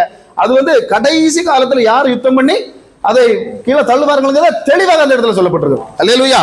அப்ப பாருங்க இந்த அசுத்த ஆவிகளுக்கு இது மரித்து போன ஆவிகள் இல்ல, மரித்து போன ஆவிகள் இது வந்து அசுத்த ஆவிகள். ஏற்கனவே அந்த ஆண்டவரால தள்ளப்பட்ட ஆவிகள். இந்த ஆவிகளுக்கு என்னதான் வேணும், அந்த உலகத்துல ஒரு உடல் தேவைப்படுகிறது. அதுக்காக தான் மற்றவங்க மேல போய் ஒரு 6000 இருந்தது. அப்படிதானே 6000 இருந்தா இல்லையா, 6000 லேகியோன்கள் சொல்லுது. லேகியோன்கள் என்ன அர்த்தம், லேகியோன்களுக்கு அர்த்தம் என்ன, லேகியோன் அப்படின்னு சொன்னா அர்த்தம் என்னன்னா, ரோம படைகள்ல 6000 படை வீரர்கள் சேர்றதுதான் ஒரு லேகியோன் அமைப்பு. அப்ப ஒரு பிரிவு, படை பிரிவு. அப்ப 6000 லேகியோன். இது என்ன சொல்லுது? லேகியோன்களாக இருக்கிறோம். லேகியோன்கள்னா 6000 ஒரே இடத்துல ஒரே ஆளுக்கு மேல இருக்கு. அல்லேலூயா. அப்ப பாருங்க, ஆண்டவர் அங்கிருந்து வராரு. வந்த உடனே இது என்ன சொல்லுது? இயேசுவே உன்னதமான தேவனின் குமாரன். யாரை ஏமாத்த பக்கத்து பாருங்க, நம்மளை ஏமாத்தினது பத்தாது. ஆண்டவர் சொல்லுது, நீர் உன்னதமான. அவன் ஒருவேளை இவர் மயங்கி அப்படியே போயிடுவார் அப்படின்ற சாத்தானுக்கு மயங்குறவர் அல்ல இயேசு. அல்லேலூயா. அவர் கேட்டாரு, உடனே தொலைச்சு போடுவேன், இறங்கி போயிரு அப்படின்ட்டாரு. பாருங்க, அவர் கேட்டு உடனே எங்கேயாவது எங்களை தள்ளிடாதையும் என்ன செய்யணும்? உயிர் உள்ளவர் பன்னி கூட்டத்துக்குள்ளே தள்ளும். அல்லேலூயா. இது என்ன செய்யுது? பன்னி கூட்டத்துக்குள்ள போயிட்டு. ஆமென். அதனால இது எதுக்கு ஆசையில என்னது? ஏதாவது இந்த இப்படிப்பட்ட அசுத்தாவிகளுக்கு ஏதாவது ஒரு உடல் தேவைப்படும். அந்த உடலை தான் நம்மளை பயன்படுத்தக்கூடாது. அதைத்தான் நம்ம பிரசங்கிக்கிறோம். அல்லேலூயா. இந்த அசுத்த ஆவிகள் குடியிருக்கிற ஒரு உடலாக நம்முடைய உடல் மாறி போகக்கூடாது. ஆமென். அப்ப பாருங்க, இப்ப இன்னைக்கு பாருங்க, இந்த இயேசுவுக்கு பாருங்க, இந்த அதாவது இந்த 6000 லேகியோன்களை வெளியே தள்ளின உடனே இதுல பார்த்துக்கிட்டு இருக்கக்கூடிய சீசர்களுக்கு ஒரு ஆசை வந்துட்டு, நாம என்ன செய்யணும்? வெளியே இந்த மாதிரி ஆவிகளை தள்ளணும். அல்லேலூயா. தள்ளணும்னு நினைச்சவங்க என்ன பண்ணாங்க? ஆண்டவர்கிட்ட போய், இயேசுவே, குருவே, தெய்வமே, உங்களை மாதிரி நாங்களும் என்ன பண்ணணும்? இந்த ஆவிகளை விரட்டணும் ஆண்டவரே, ஏதாவது ஒண்ணு பண்ணுங்க எங்களுக்கு. ஒரு ஆண்டவர் சொன்னாரு, டேய் அந்த 70 வா. என்ன செய்ய? 70 வா. 70 வந்தாச்சு. வந்தோடனே அப்படியே 2 வரிசையா நில்லு. 35 ஒரு குரூப்புக்கு எத்தனை? 2 பேர். அல்லேலூயா. 2 பேரா போனோம். கூட 3 பேரை 4 பேரை அள்ளி பறக்கிட்டு போகக்கூடாது. மாமா மச்சான் மத்தவன் இத்தவன் என்ன செய்யக்கூடாது? போகக்கூடாது. 2 பேர்னா 2 பேர் தான் போனோம். 35 குரூப்போட போங்கடா. போய் என்ன பண்ணுங்க? டெஸ்ட் பண்ணுங்க. நான் சொன்னது கதை நடக்குதான்னு என்ன செய்யணும்? டெஸ்ட் பண்ணிட்டு வாங்கடான்னு அனுப்பி விட்டார். பாருங்க, போன இடத்துல எல்லாம் ஆவிகள் ஓடியது. ஓடிச்சா ஓடலையா? எல்லாம் ஓடிச்சு. ஓடின உடனே இவங்களுக்கு ஒரே சந்தோஷம். என்ன சந்தோஷம்? ஆகா, ஆவிகள் எல்லாம் நம்மளுக்கு கீழ்படியது. ஓடி வந்து ஆண்டவர்கிட்ட வந்து, ஆண்டவரே, இயேசுவே, குருவே, நீர் சொன்னது போல எல்லா ஆவிகளும் ஓடுது ஆண்டவரே. இவங்க நினைச்சாங்க ஆண்டவர் உடனே கையை குலுக்கி praise the Lord, glory glory, hallelujah அப்படி எல்லாம் சொல்லுவாரு. ஆண்டவர் அப்படி சொல்லல. ஆண்டவர் என்ன சொன்னாரு? அல்லேலூயா. லூக்கா 10:20, ஆவிகள் உங்களுக்கு கீழ்ப்படிவதற்காக நீங்கள் சந்தோஷப்படாமல் உங்கள் பெயர் பரலோகத்தில் எழுதப்பட்டிருக்கிறதுக்காக என்ன செய்யுங்க? சந்தோஷப்படுங்கள். அப்ப பரலோக ராஜ்யம்னா என்னன்னு சொல்லணும் இவங்களுக்கு, அப்படிதானே? என்னன்னு சொல்றதுக்காக ஆண்டவர் எத்தனை சொன்னாரு? ஒரு 42 உவமைகள் வேதாகமத்தை போய் எண்ணணும். எண்ணி பாருங்க. நான் இன்னையில இருந்து இன்னைக்கு இந்த பிரதர் வந்து சொன்னார், எத்தனை உவமை இருக்குன்னு என்ன செய்யணும்? எண்ணிட்டு என்னைக்காவது நான் வந்தேன்னா சொல்லணும் எத்தனை உவமை இருக்குன்னு. எத்தனை உவமை இருக்கு ஆண்டவர் சொன்னது? 42 உவமைகள் இந்த சீசர்களுக்கு பரலோக ராஜ்யத்தை பற்றி சொன்னார். அல்லேலூயா. மத்தேயுல 17 உவமைகள் சொன்னார். மார்க்ல 5 உவமைகள் சொன்னார். லூக்காவுல 19, யோவான்ல 2. பாருங்க, அதாவது 4 உவமையும் ஒரே சுவிசேஷத்துல, 4 சுவிசேஷத்துல இல்ல உள்ள உவமை கிடையாது. 3ல இருக்கு, 2ல இருக்கு. 1ல மட்டும் இருக்கக்கூடிய உவமை எது அப்படின்னு கேட்டீங்கன்னா லூக்காவுல இருக்கு. கெட்ட குமாரனும் இந்த நல்ல சமாரியனும். இந்த 2 உவமைகளும் எதுல இருக்கு? லூக்காவுல. அல்லேலூயா. அப்ப பாருங்க, இந்த 2 உவமைகளும் எதுல இருக்கு? லூக்காவுல இருக்கு. இதெல்லாம் நீங்க போய் படிச்சீங்கன்னா தெளிவா தெரியும். அதுல பாத்தீங்கன்னா இன்னைக்கு டைம் போனதுனால என்னுடைய சாட்சி சொல்றதுக்காக ஒரு உவமையை மட்டும் நான் உங்க முன்னால சொல்லலாம்னு ஆசைப்படுகிறேன். அல்லேலூயா. அப்ப இதுக்கு முந்தின போன வாரம் எங்க சர்ச்சில் 6 உவமை சொன்னேன். அதுல ஒரு உவமையை நான் உங்களுக்கு சொல்லலாம்னு ஆசைப்படுகிறேன். அப்படின்னா அந்த உவமை மத்தேயு 22:2 வாசிங்க பார்க்கலாம். மத்தேயு 22:2. அதாவது இந்த மார்ச் மாசம் 18ஆம் தேதி 2024 என் பிள்ளைக்கு கல்யாணம் கார்டு அடிச்சாச்சு. என்ன செய்தார் ராஜா? கார்டு அடிச்சார். கார்டு அடிச்சு என்ன செய்தார் அப்படின்னா யார்கிட்ட கொடுத்தாரு? ஊழியக்காரர்கள்ட்ட கொடுத்து, நீங்க கொண்டு ஒரு வீடு வீடா என்ன செய்யுங்க? கார்டை கொண்டு கொடுத்துட்டு வந்துருங்க அப்படின்னு கார்டை கொண்டு கொடுத்த உடனே கார்டை வாங்கினவொடனே கார்டை படிச்சு பார்த்துட்டு வருதுன்னு சொன்னா, கரெக்ட் தான், கார்டு எல்லாம் நல்ல டைமுக்கு தான் நீ கல்யாணத்தை வச்சிருக்கா. ஆனா என்ன விஷயம் அப்படின்னா, நான் ஒரு 4 நாளைக்கு முன்ன ஒரு வயலை வாங்கினேன். அந்த வயலுக்கு எனக்கு போகணும். அதனால என்ன செய்ய முடியாது? இந்த கல்யாணத்துக்கு எனக்கு வர முடியாது. அல்லேலூயா. என்ன வருதான் கேட்ட போய் அடுத்த உடனே அவன் சொன்னான், என் பொண்டாட்டி கழுத்துல என்ன கிடக்கு? ஒரு செயின் கிடக்கு. அதை வித்தாதான் என் குடும்பம் நாளைக்கு அரிசி வாங்க முடியும். நாளைக்கு கழிச்சு என்ன செய்ய முடியும்? ரேஷன் அரிசி வாங்க முடியும். அதனால அதை கொண்டு நான் என்ன பண்ண போறேன்? பொண்ணை கொண்டு விற்க போறேன். அதனால நான் என்ன செய்ய முடியாது? இந்த டைம்ல வர முடியாது. அல்லேலூயா. அடுத்த வண்ட போனா அவன் சொன்னா, நான் இப்பதான் கல்யாணம் பண்ணிருக்கேன், அதனால எனக்கு ஹனிமூனுக்கு துபாய்க்கு போகணும், அதனால என்ன பண்ண முடியாது? கல்யாணத்துக்கு வர முடியாது. அப்ப பாருங்க, ஒருத்தன் மண்ணு காரியம் சொன்னான், ஒருத்தன் பொண்ணு காரியம் சொன்னான், இன்னொருத்தன் பெண்ணு காரியம் சொன்னான். அப்படி பாருங்க, ஒருத்தன் மண்ணு காரியம், ஒருத்தன் பெண்ணு காரியம், ஒருத்தன் பொண்ணு காரியம். அப்படி 3ஐயும் சொல்லி என்ன பண்ணிட்டான்? சரி அதோட விட்டுட்டான்னா பிரச்சனை இல்லை. அது போற ஊழியக்காரன் அப்படி என்ன செய்தான்? கொலை செய்தார்கள். அல்லேலூயா. இன்னைக்கு பல பேருக்கு என்ன தெரியுமா? இந்த ஊழியத்துக்காக ஆண்டவரை பிடிச்சு அடிக்கணும். அப்படித்தானே? கோபம் உடனே யாரை பிடிச்சு அடிக்கணும்? அவரை அடிக்கணும். அவர் என்ன செய்வார்? அதை வாங்கிக்கிடணும். இது பாவப்பட்டது ஊழியக்காரன் நம்மள மாதிரி பட்ட பாவப்பட்ட ஒரு போஸ்ட்மேன் மாதிரி எதையாவது கொண்டு சொல்ல போவோம். அல்லேலூயா. இவங்களை பிடிச்சு அடிக்கணும். என்ன செய்யணும்? இவங்களை பிடிச்சு அடிக்கணும், இவங்களை பிடிச்சு கொல்லணும். அப்ப இப்படியே கொண்டுட்டாக்கி தீரக்கூடிய கேஸ்ன்னு மத்தவன் நினைச்சிருக்கான். ஆனா அப்படி தீரக்கூடிய கேஸ் இல்ல. அல்லேலூயா. அது என்ன நடக்கணும்? அந்த சுனாமிக்கு முன்னாடி ஒரு கதை நடந்தது பாத்தீங்களா? அதாவது எந்த நாட்டுல, பெரிய இந்தோனேஷியாவில் எப்படின்னா 2 பாஸ்டர்மார்க்க தலையை அப்படி வெட்டி அப்படியே கையில எடுத்துக்கிட்டு ஒருத்தன் பைக்கில் இப்படி முறுக்கிட்டு இருக்கான், அவனுக்கு பின்னால இருக்கவன் 2 பாஸ்டர் தலையும் இப்படி வச்சுட்டு இருந்தான். பாத்தீங்களா? எத்தனை பேர் பாத்தீங்க வாட்ஸ்அப் ஃபேஸ்புக்ல எல்லாம்? எண்ணி 3 மாசத்துக்குள்ள சுனாமில எத்தனை லட்சம் செத்தங்க? ஆண்டவர் சும்மா பார்த்துட்டு இருக்க ஆண்டவர் ஒன்றும் கிடையாது. அந்த பாஸ்டர்களே சொன்னாங்க அப்படித்தானே, என்ன ஏன் காயப்படுத்துக்கிறான்னு யார்கிட்ட கேட்டாரு? சவுல் என்னைக்காவது ஆண்டவரை காயப்படுத்தினானா? ஆண்டவர் மேல அடிச்சானா? யார அடிச்சான்? ஊழியக்காரங்களை அடிச்சான். ஊழியக்காரங்களை அடிச்சா என்ன அர்த்தம்? யார் அடிச்சதாட்ட அர்த்தம்? அதைத்தான் நானும் சொல்றேன். அல்லேலூயா. நீ உனக்கு கோபம் உண்டுன்னா ஆண்டவரை அடி, அவர்கிட்ட இருந்து தாரதை வாங்கிக்க. நீ ஏன் பாவப்பட ஊழியக்காரன் அடிக்க நிற்கிறான்? அல்லேலூயா. பாருங்க, இவன் என்ன செய்தான்? இவனுக்கு இதை அடிச்சுட்டா போதும். இன்னைக்கு இப்போ ஒரு நினைச்சிட்டான், ஆந்திராவில் ஒரு 15 ஜனத்தை தீர்த்து அடிச்சுட்டா போதும், நம்ம இது வாயை அடைச்சிடும் போயிருக்கு. இல்ல ஒருவேளை யூபியில போய் ஒரு 20 ஜனத்தை தீர்த்துட்டா போதும், வாய் அடைய போல இருக்கு. ஆனா நான் சொல்றேன், எவ்வாறு யாரை எந்த ஊழியக்காரனை கொண்டாலும் இது வாய் அடையக்கூடிய கேஸ் இல்ல. பல பேருடைய இப்படி ட்ரை பண்ண பல பேருடைய கல்லறைகளை ஏன் ஆண்டவர் அடைச்சிட்டு உண்டு. ஆனா அவருடைய கல்லறை மட்டும் இன்னைக்கு எருசலேமில் திறந்து கிடக்கு. அல்லேலூயா. இன்னைக்கு சொல்றேன் பிரதர், ஆண்டவர் இன்னும் உங்களுக்கு எதிராக ஏதாவது ஒரு பிரச்சனை இன்னைக்கு வந்திருக்குன்னு சொன்னா நீங்க கொண்டு கேஸ் கொடுக்க வேண்டிய குளச்சல் போலீஸ் ஸ்டேஷனோ இல்ல தக்கல நீதிமன்றமோ இல்ல, பரலோகத்துக்கு கேஸ் கொடுங்க இமீடியட். இல்லையா? அல்லேலூயா. உங்களுக்கு மறுபடி தருகிற ஒரு தெய்வம் உண்டு. அப்ப பாருங்க, இப்ப ராஜா சொன்னான், ஒருத்தனும் வரல, பரவாயில்ல, ஒன்னும் பிரச்சனை இல்லை. இப்ப நீ போய் என்ன பண்ணு, ரோட்ல நிக்கிறவன், சந்தையில நடக்கிறவன், படுத்து கிடக்கிறவன், அங்க விழுந்து கிடக்கிறவன், கமந்து கிடக்கிறவன், இவனால எல்லாம் பிடிச்சிட்டோம். என்ன செய்யணும்? எல்லாத்துக்கும் வயர் நிறைய திருப்தியா என்ன செய்யலாம்? சாப்பாடை போட்டு அனுப்பிடலாம். அல்லேலூயா. ஆனா ஒரு விஷயம் என்னது? கல்யாண வஸ்திரம் கொடுத்துருக்கணும். எப்படி இருக்கணும்? கல்யாண வஸ்திரம் இல்லாம என்ன செய்ய முடியாது? உள்ள வர முடியாது. அப்ப பாருங்க, அங்க இருந்து வரும்போது வாரம் எல்லாம் பிச்சைக்காரன் தான். ஆனா வாசல்ல நிக்கிறவங்கள ராஜா வீட்டு பிள்ளைகள் அவ்வளவு நிக்கிறான். என்னது? வாரவனையும் போறவனையும் அந்த வஸ்திரத்தை மாட்டி தான் உள்ள விடுவான். அல்லேலூயா. இப்ப பாருங்க, வஸ்திரத்தை மாட்டி உள்ள வரும். அப்ப என்னன்னா என்ன வேணும்? வஸ்திரம் வேணும். வஸ்திரம் இருந்தா மட்டும்தான், நல்ல சரியான வஸ்திரம் இருந்தா மட்டும்தான் எங்க போக முடியும்? அந்த ஏதேன்ல ஒரு குரூப் இருந்து, ஏதேன்ல யார்? ஆதாம் ஏவாள். இது வஸ்திரமான கேஸ். அப்படிதானே? வஸ்திரத்தை விட்டு ஆண்டவர் வந்து கேட்டாரு, டேய் ஆதாமே மக்களை மோனே எங்கடா இருக்கா? ஆண்டவரே, நான் அது அத்திமரத்துக்கு பின்னால ஒளிச்சிருக்கேன். எதுக்கடா ஒளிச்சிருக்கா? ஆண்டவரே, எனக்கு வஸ்திரம் இல்லை. ஆண்டவரே, என்னது இல்ல? வஸ்திரம் இல்லைன்னா ஒழிக்கலான்னு அவன் நினைச்சேன். நான் இன்னைக்கு சொல்றேன், உங்களுடைய சொந்த சக்தி கொண்டோ சொந்த புக்தி கொண்டோ எந்த பாவம் வேணாலும் செய்துக்கிட்டு ஓடி ஒளிகிற இடம் சபைதான் நீங்க நினைச்சீங்கன்னா அந்த எண்ணத்தை இன்னைக்கு நெஞ்சில இருந்து அப்படியே மாத்திருக்க. அதை சொல்லிட்டு போலான்னு தான் எனக்கு வந்து. அல்லேலூயா. பாருங்க, இவன் என்ன பாவம் செய்தாலும் என்ன பண்ணலாம்? பின்னால போய் மரத்துக்கு மேல போய் ஒளிச்சிட்ட கதை நடக்கலாம். ஒருவேளை ஒழிக்கலாம் பிரதர், ஒழிக்கலாம். ஆனா அந்த எஜமானுடைய காலடி சத்தம் கேட்கறது வரைக்கும் தான் நீ ஒழிக்க முடியும். அந்த சத்தம் கேட்க ஆரம்பிச்சுன்னு வச்சுக்க, அதுக்கப்புறம் உன்னுடைய கொலை நடுங்கும். அல்லேலூயா. இவன் சொன்னா, ஆண்டவர் வந்து கேட்டவனா என் மேல ஒன்னும் குற்றம் இல்லை, ஆண்டவரே பாதி குற்றம் உண்மை மேல தான், பாதி குற்றம் என் பொண்டாட்டி மேல. என்ன பாதி குற்றம்? ஏன்னா அவளை படைச்சது நீரு, நான் என்ன தப்பு பண்ணேன்? அப்ப உங்க 2 மேல தான் குற்றம். அவள் தான் தின்னச்சுன்னா நான் சாப்பிட்டேன். அவள்கிட்ட போய் கேட்ட சொன்னாரு, பாதி குற்றம் 50% பிரச்சனையா இருக்கு ஏவாளுக்கு, 50% பிரச்சனையா இருக்கு பாம்புக்கு. இல்லாம எங்க மேல என் மேல ஒரு குற்றம் இல்லை, போந்தல வழியா. அல்லேலூயா. தன்னுடைய குற்றத்தை நீ ஒப்புக்கொண்டியனா ஆண்டவர் சபையில ஒன்ன உயர்த்துவாரு. இல்லன்னா ஏதோ தோட்டத்தை விட்டு எப்படி வெளியே தள்ளினாரோ. அல்லேலூயா. அப்படி தள்ளுகிற ஒரு தெய்வம் உண்டு, அதையும் நீங்க மறக்க கூடாது. ஆமென். பாருங்க, இப்போ என்னன்னா எல்லாரும் ராஜா வந்தார். ராஜா வரும்போது பாருங்க, அது எவ்வளவு சேர் கிடந்துங்கிறது தெரியாது. 1 லட்சம் கிடந்தா, 2 லட்சம் கிடந்தா, மண்டபம் நிறைய சேர். சேர்ல பார்த்தா ராஜா வரல. அப்ப அது வரைக்கும் ஏன் வரல அப்படின்னு சொன்னா சேர் நிறையல. அல்லேலூயா. இன்னைக்கு அந்த சேர் நிறைஞ்சா என்ன செய்வார்? ராஜா வந்துருவார். அந்த சேர் நிறையதுக்கு தான் இன்னைக்கு முழு இரவு ஜெபம் வச்சது. அல்லேலூயா. எத்தனை பேர் நம்புறீங்க? அந்த சேர நிறையதுக்காக தான் இன்னைக்கு உங்களை நீங்களும் அந்த சேர் நிறையதுக்காக அந்த சேர்ல போய் நீங்க இருந்தீங்கன்னா உடனே ராஜா வருவார். எத்தனை பேர் நம்புறீங்க இன்னைக்கு?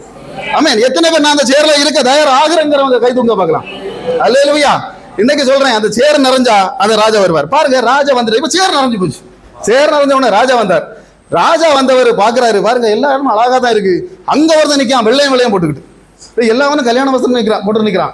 இவன் வெள்ளையும் போட்டு நிக்கிறான்.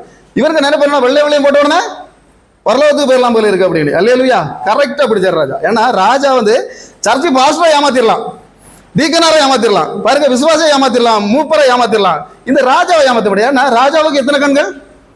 வசனம் தெரியுமா? அல்லேலூயா. 7 கண்கள். 2 இடத்துல இந்த வசனம் இருக்கு. அந்த ராஜாவுக்கு எத்தனை கண்கள்? 7 கண்கள். அப்போ பாருங்க, நம்ம ராஜா வந்தாரு. இந்த ராஜா வந்து கரெக்டா பிடிச்சு தூக்கினார். பாருங்க, அது வரைக்கும் இவன் என்ன பண்ணலாம்? அப்படியே மண்டபம் முழுசும் கறங்கி நடக்கலாம். ராஜா வர்றது வரைக்கும் மட்டும்தான் நடக்கும். அதுக்கு பிறகு அப்படி நடக்கலாம்னு சொன்னா ராஜா என்ன பண்ணுவாரு? சட்டையை பிடிச்சு தூக்கிடுவார். அல்லேலூயா. கேட்டாரு, அவன்கிட்ட கேட்டாரு, என்ன பிரச்சனை, நீ ஏன் இப்படி வந்த, இப்படி ட்ரெஸ் போடாம இந்த ட்ரெஸ்ல வந்து நிற்கிறா அப்படின்னு கேட்டதுக்கு பாருங்க, பதிலே சொல்லல இந்த வசனத்தில் போட்டிருக்கு. என்ன செய்யுது?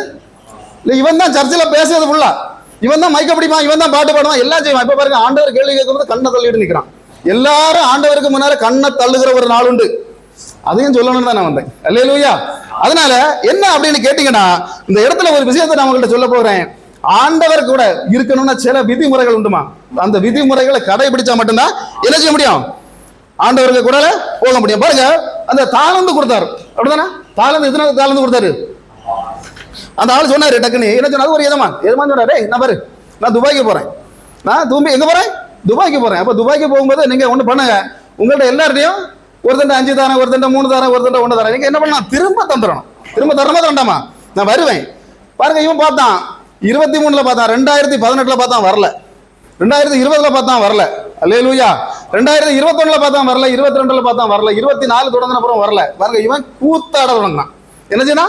சர்ச்சிலேயும் அப்படிதான் கூத்தாடுவல. அல்லேலூயா. இன்னைக்கு பாருங்க, பிரசங்கம் பண்ணும்போது உறக்கம் வரும், டான்ஸ் ஆட சொன்னாரு உறக்கம் வராது. இன்னைக்கு பாஸ்டர்ஸ் பறைங்கிற பேர் டான்ஸ் ஆடி எப்படி சபை நடத்துகிற பாஸ்டர் மாதிரி இருக்காங்க. அப்ப பாருங்க இந்த மாதிரி. அப்போ என்னன்னா, இப்ப பாருங்க, இந்த கூத்தடிய ஆரம்பிச்சான். அந்த நேரத்தில் பார்த்து எஜமான் வந்துட்டான். வந்த உடனே பாருங்க, 5 எடுத்தவன் என்ன செய்யலாம்? அந்தஸ்தா கொண்டு கொடுத்தானா இல்லையா? எஜமான் நீர் தந்தது 5 தான், நான் திரும்ப என்ன ஒரு 5 தாரேன். பாருங்க, அடுத்தவன் வந்தான், 2 கொண்டு வந்தான், அவனா அசால்ட்டா கொண்டு கொடுத்தான். பாருங்க, எஜமான் எனக்கு 2 தந்தியா, நான் 2 4 எடுத்து தரேன். அடுத்தவன் வந்த உடனே சொன்னான், உங்களை பத்தி எனக்கு தெரியும், நான் வாட்ஸ்அப்லயும் ஃபேஸ்புக்லயும் ஏற்கனவே போட்டுட்டேன். அல்லேலூயா. ஏற்கனவே எல்லாத்துலயும் நான் போட்டுட்டேன். இனி போடாம யாராவது வாசிக்காம இருந்தா அவங்க கிட்ட நான் சொல்லணும்ங்கிறதுக்காக தான் இப்ப ஒண்ணு சொல்றேன்.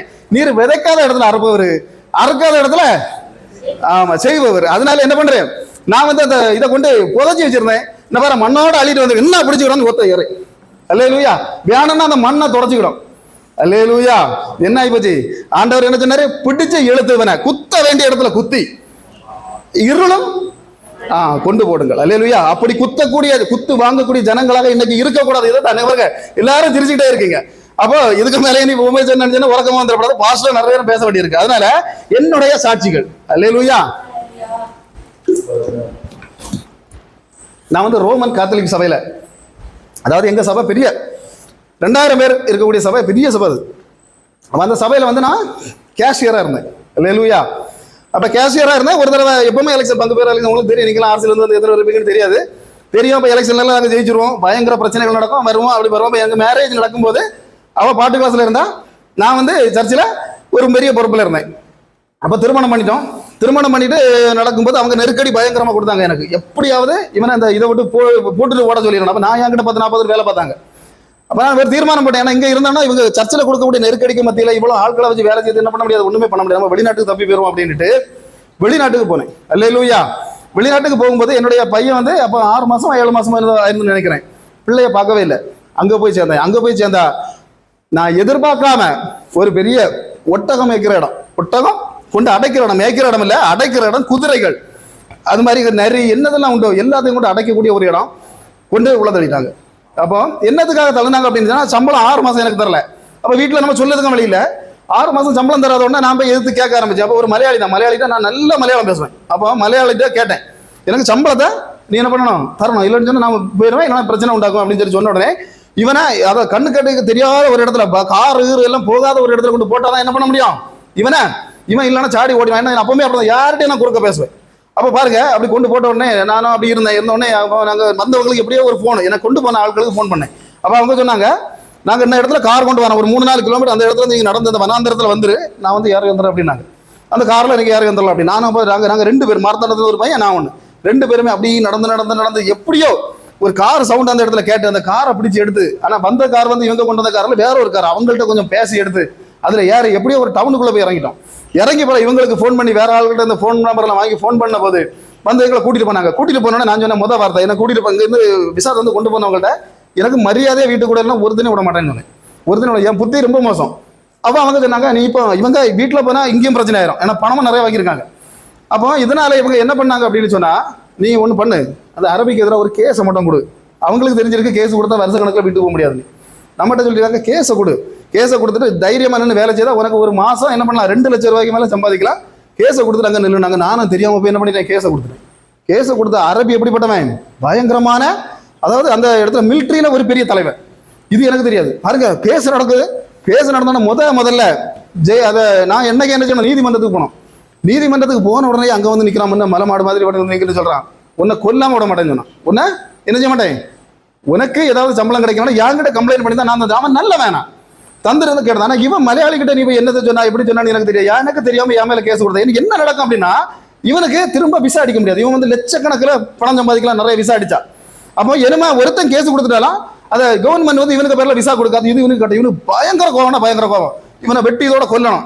அதுக்கப்புறம் என்ன, அவன் திறக்க ஆரம்பிச்ச உடனே என்ன செய்யுதுன்னு தெரியாம ஆண்டவரை எண்ணிட்டு ஓடன ஓட்டத்தில், அதாவது ஆண் வக்கீல்கிட்ட நம்ம போனோம்னா பிரச்சனை ஆயிப்போம். என்ன பண்ணேன் அப்படின்னு சொன்னா, ஒரு பெண் லம்யா அல்சேக்குங்கிற ஒரு பெண் வக்கீல், பெரிய வக்கீல், அவங்கள பிடிச்ச உடனே அவங்க சொன்னாங்க, நான் அவன் கேஸை எடுத்து நடத்து, அவங்க வந்து ஒரு ஸ்ட்ராங்கான ஆளு, நீ எனக்கு இவ்வளவு ரூபா தரணும், உடனே நான் கேஸ் எடுத்து ஜெயிச்சு தரது என்னுடைய பொறுப்பு. பாருங்க, ஃபைட் பண்ணி ஜெயிச்சுட்டாங்க. ஜெயிச்சு என்ன பண்ணாங்க, எனக்கு 2 லட்சம் ரூபா அவன் தரணும், எனக்கு டிக்கெட்டை போட்டு வீட்டுக்கு விடணும், இப்படி ஒரு தீர்ப்பை வாங்கி அவங்க தந்துட்டாங்க. தந்த பிறகு பாருங்க, அரபியை கூப்பிடுங்க போலீஸ்கிட்ட சொன்னா, ஏன்னா போலீஸ் போய் அரபியை கூட்டிட்டு வரணும். அரபி எங்க இருக்கான்னு தெரியாது. அவங்க 7 ஒய்ஃப், அவங்க 7 பேர் 8 பேர்லாம் கல்யாணம் பண்ணுவாங்க. இவன் எந்த இடத்துல இருக்கான், இவனுக்கு ஃபோன் நம்பர் கிடையாது, எந்த நம்பர் அடிச்சாலும் என்ன செய்யாது, இவனை பிடிக்க முடியாது. அல்லேலூயா. பாருங்க, அங்க அந்த டைம்ல அங்கேயும் ஒரு ஆர்சி சர்க்கிள், அங்கேயும் ஒரு பொறுப்பு தந்துட்டாங்க. இவன் நல்ல டேலண்டான ஆள், ஏதாவது ஒரு பொறுப்பு கொடுத்து அந்த சர்ச்சுக்கு போயிட்டு வரது எல்லாம் நடந்துகிட்டே இருந்து. அந்த நேரத்தில் அந்த மலையாளி அடிக்கடி என்ன சந்திப்பான். அவன் காண நேரம் சொல்லுவான், உன்னை அரபி கண்டானா கொன்னு போட்டுருவான். அது மட்டும்தான் இப்போ யோசிச்சு நடந்துக்க, அவனை முன்னேற பேர் அதை அப்படின்னு சொல்லுவான். நானும் என்ன வேணாலும் நடந்துட்டு போட்டோம், நமக்கு விற்கிறத தான் நாங்கள் ஆராதிச்சுட்டு இருக்கோம். பாருங்க, ஒன்றும் நடக்கல, இப்படியே போச்சு. அவன் கொண்டு போனவன் எத்தனை வருஷம், 3 வருஷம் பாஸ்போர்ட்டே கண்ணில் காட்டல, ஆளும் வரல. பாருங்க எப்படி இருக்கும். வீட்டுல இருந்து ஃபோன் பண்ணி எப்போ வருவீங்க, நான் வீட்டில் வருஷத்துலேருந்தே சொல்லிட்டு இருக்கேன், அடுத்த வாரம் வரேன், அதுக்கு அடுத்த வாரம் வரேன். இவன் பாஸ்போர்ட் கொண்டு போயிட்டான். பரவ ஒரு முடிவு பண்ணேன், அவுட் பாஸ்ல வந்துடலாம் அப்படின்னு. அவுட் பாஸ் ஒன்று உண்டு. அவுட் பாஸ்னா எப்பவும் நாலஞ்சு பாஸ்போர்ட் இல்லைன்னா ஜெராக்ஸ் காப்பியை கொண்டு கொடுத்தா பிடிச்சி வச்சுட்டு ஒரு 6 மாசம் கழிஞ்சோன்னு அவங்க யாத்து ஜெயிலில் 5 நாள் போட்டு, அப்போ ஜெயிலில் இருந்தால் வந்துடலான்னு கொண்டு கொடுத்தா, அங்கே என்ன சொல்றாங்கன்னா, பிளாக் லிஸ்ட்ல குத்தி இருக்கு, கேஸ்ல இருந்ததுனால பிளாக் லிஸ்ட் அடிச்சிருக்கு, உனக்கு என்ன பண்ண முடியாது, எந்த அவுட் பாஸ்லையும் போக முடியாது, பாஸ்போர்ட்டை கொண்டு வந்தால் மட்டும் தான் போக முடியும். என்ன செய்யுது ஆண்டவரே சொல்லி நம்ம ஜெபம் பண்ணிட்டு இருக்கும்போது எல்லாத்தையும் இழந்தேன், பணம் இழந்தேன், எல்லாம் எனக்கு கெட்ட நேரத்துக்கு என்ன ஆகி போச்சுன்னா, என்ன ஜெயிச்சு தந்த அந்த லம்யா அல்சேக்குங்கிற அந்த நீதிபதி, வக்கீல் வந்து நீதிபதி ஆகிட்டாங்க.